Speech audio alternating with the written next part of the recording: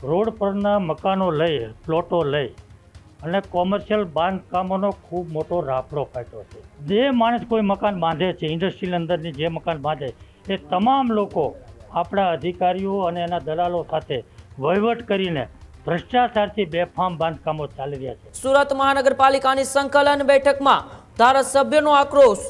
સુરતમાં pre monsoon કામગીરી નથી થઈ, આવી વાત કુમાર કાનાણીએ કરી છે. અધિકારીઓના ભ્રષ્ટાચાર સામે કડક કાર્યવાહી કરવાની માંગ પણ કુમાર કાનાણીએ કરી છે. હજુ સુધી તમે અમારી ચેનલને સબસ્ક્રાઇબ નથી કરી તો અત્યારે જ ન્યૂઝરૂમ ગુજરાતને સબસ્ક્રાઇબ કરો, ફેસબુક અને ઇન્સ્ટાગ્રામ પર ફોલો કરો.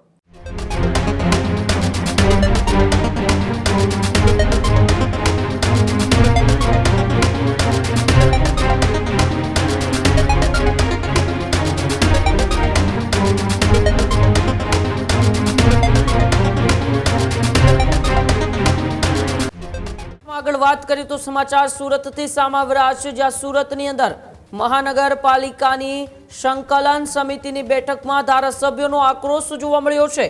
સુરત મહાનગરપાલિકાની સંકલન બેઠકમાં ધારાસભ્યોનો આક્રોશ. પ્રી મોન્સૂન કામગીરી મુદ્દે એસએમસી અધિકારીઓ સામે ઉઠ્યા સવાલો.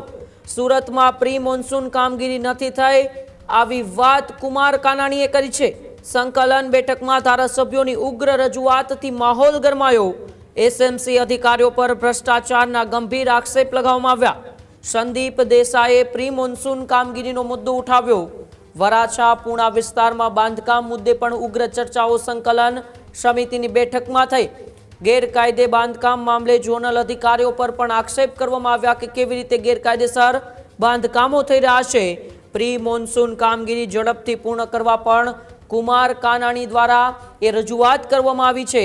અધિકારીઓના ભ્રષ્ટાચાર સામે કડક કાર્યવાહી કરવાની માંગ પણ કુમાર કાનાણીએ કરી છે.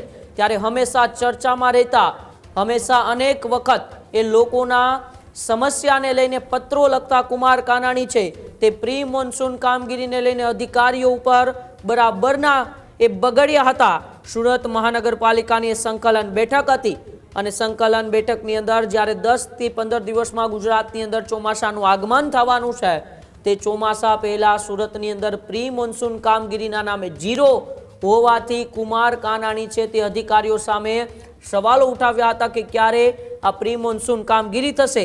તો વરાછા અને પૂણા વિસ્તારમાં બાંધકામ મુદ્દે પણ ઉગ્ર ચર્ચા થઈ કે ઝોનલ અધિકારી દ્વારા ગેરકાયદેસર બાંધકામને એ મંજૂરી કેમ આપી દેવામાં આવે છે.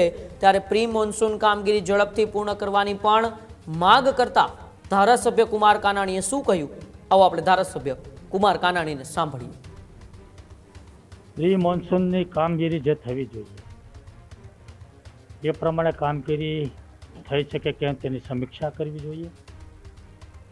ખાડી પૂર દર વર્ષે અતિ વરસાદને કારણે આવે છે તો ખાડીના કામ જે ખોરંભે પડ્યું છે એને તાત્કાલિક હાથ પર લઈ અને કાયમિક નિરાકરણ કરવું જોઈએ. ખાડીની અંદર જે ગંદુ પાણી આવે છે એના કારણે જે ગંદકી અને મચ્છરોનો ત્રાસ લોકો રહી શકે એવી પરિસ્થિતિમાં ખાડી વિસ્તારમાં નથી, એનું નિરાકરણ માટેની ચર્ચાઓ કરી છે. અને ખાસ કરીને તો મારા વિસ્તારની અંદર વરાછા હોય, પૂણા હોય કે મોટા વરાછા હોય, એક ખૂબ મોટો ધીકતો ધંધો શરૂ થયો છે.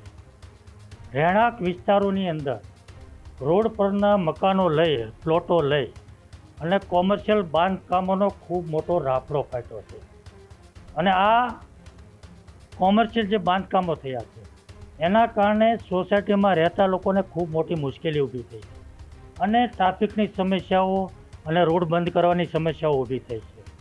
અધિકારીઓ આ કોમર્શિયલ મકાનો બંધાવવા માટેના ખૂબ મોટા પ્રમાણમાં કરોડો રૂપિયાનો ભ્રષ્ટાચાર થઈ રહ્યો છે અને ખૂબ વ્યવસ્થિત પ્લાનિંગ સાથે અધિકારીઓ કામ કરી રહ્યા છે.